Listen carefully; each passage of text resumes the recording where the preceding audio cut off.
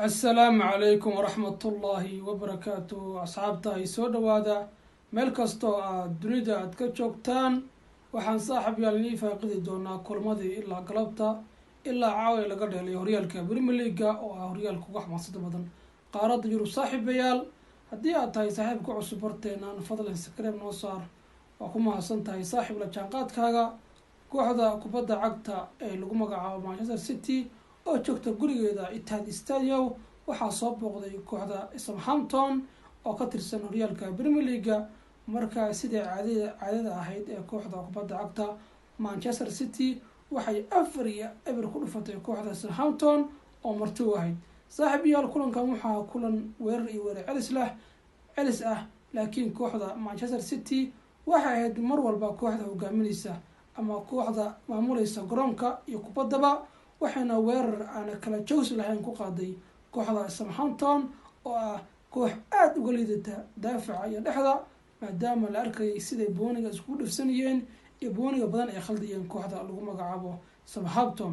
marka saaxiibayaal kulankan waxa ismuujiyay laacibadii hore isku soo muujiyay uu ka mid yahay Foden iyo laacibka lagu magacaabo Erling Haaland oo kulan walba ay ka tirsan horyaalka Premier League ama Champions League uu dheelayo kooxda lagu magacaabo Manchester City inuu gool dhaliyo laacibkan hadeer horyaalka Premier League waxa uu ka suurtageliyay wax inaba caadi la ma ahan kulan walba goolkiisu waa dhinaya haduusan saddex ku dhalin waxa uu ku dhalinayaa saaxiibayaal hal ama laba ku dhalinayaa laacibka lagu magacaabo Erling Haaland marka saaxiibayaal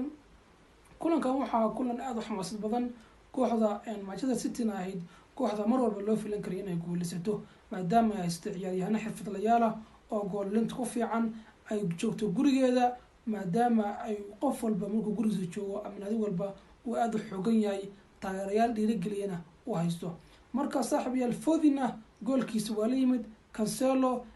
Riyad Mahrez goolkii ugu dambeeyana waxaa dhashay xidiga dhawaangal ku ah kooxda lagu magacaabo Manchester City ee Erling Haaland hambalyo ayaan leenahay Manchester City waxay u muuqataa inay hoggaanka horyaalka Premier League ku sii dhawaanayso haddii kulanka Arsenal iyo kooxda kubadda cagta Liverpool ay isku farsaarayaan garoonka Anfield ka dhici doona isbuuca ama bri ka dhici doona haddii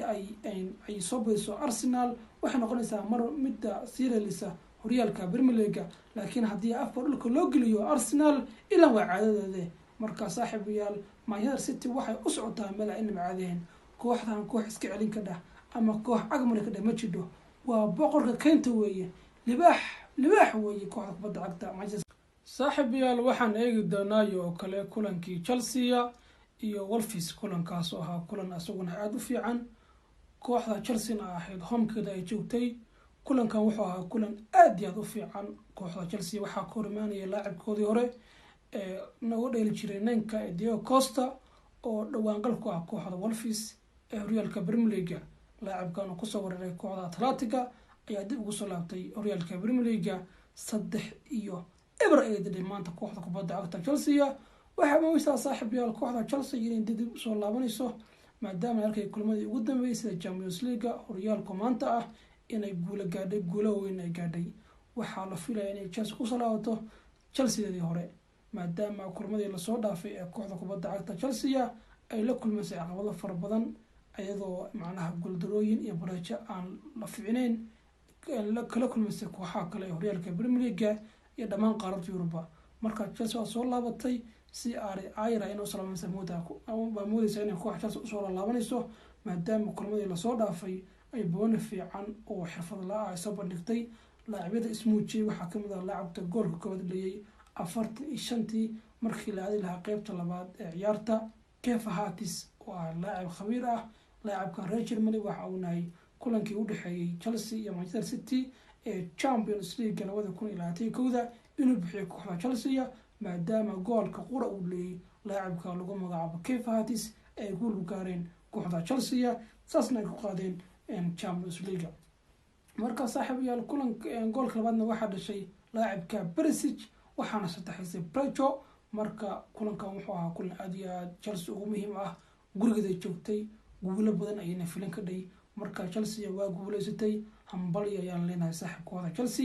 Chelsea u qalantay guusha inay ka gaadho horyaalka Premier League saaxiibayaal waxaa jiray kulan badan oo ka tirsan horyaalka oo hadda Newcastle oo kale kulankeedii waxay gaadhay guul weyn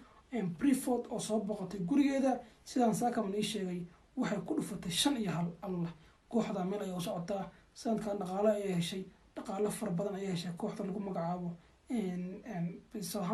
Newcastle marka waxay u dhibtay 5-1 Bournemouth iyo Leicester waxa muuqata sanadkan inay ka jaban tahay oo dib badan ay la soo kulmayso maadaama ay ku jiro meel dadka ugu hooseeya horyaalka Premier League marka saaxiibayaal intaas ayaan kusoo gabeynaa wararkeena ku saabsanaa horyaalka Premier League iyo wixii ka dhacay maanta ilaa galabta ilaa caawa laga ciyaaray saaxiibayaal nabadgelyo